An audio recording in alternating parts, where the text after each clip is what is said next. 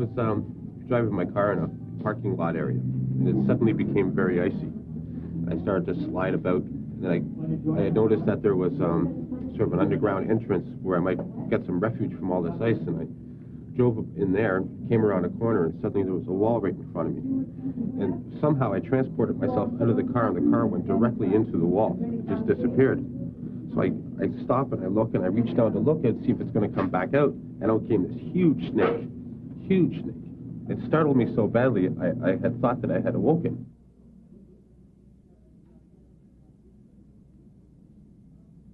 I turned to my wife in bed beside me. I was going to tell her the dream, and this ghost-like figure sits up and goes, "Wasn't that weird?" right beside my wife. And I just freaked. I'm like, "Oh my God." And I said, "What are you doing in my room?"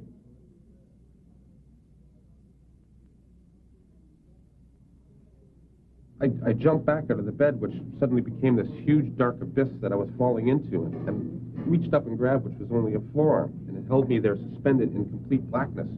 So I'm sort of hanging there onto this arm, and I'm going, "Well, this can't be real," and I let it go, and I just fell like a rock. And suddenly I woke up, and there I was beside my wife. Unfortunately, this time I was awake.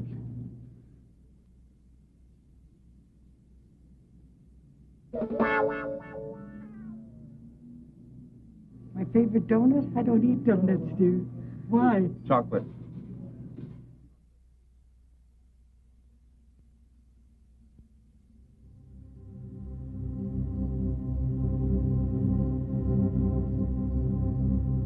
The nighttime was really made for rest and for healing. And our people, the so-called red people, knew the balance of day and night. There was 12 hours a day for work and play, and 12 hours for rest and healing. And it is with our connection with the nighttime, that spiritual time, that we have forgotten.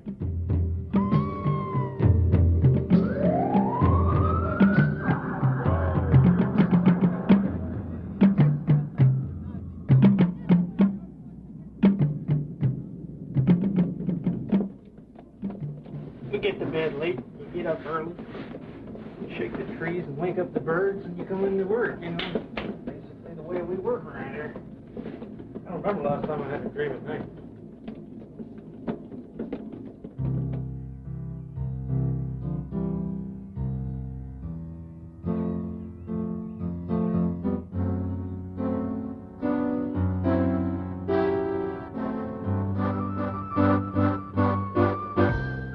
I think dreamers are telling you something. I tell him that, but he don't believe it, but I do. Don't you believe it tells you something? It's warning you.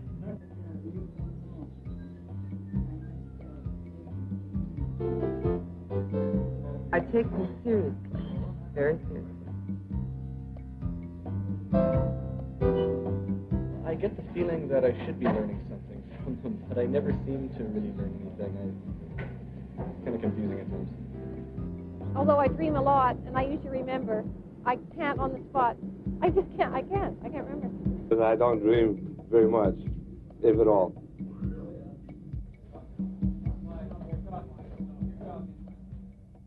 Many people say that they haven't had a dream in a long time, or they can't remember when they last had a dream, or they never dream. And yet every individual dreams every night, several times throughout the night. And I believe it's just because, through their childhood, they've been not encouraged to speak about dreams. And we really need to do that today. We really need to talk about our dreams. If we never share a dream, then we allow it to go to sleep. And so many of the dreams are sleeping today. The other night I dreamt that I was over at my father's house, and I was yelling and screaming at him, like getting all my anger out on him, and he just started crying, he started apologizing, which is something he'd never do in real life. And then I just felt really good after.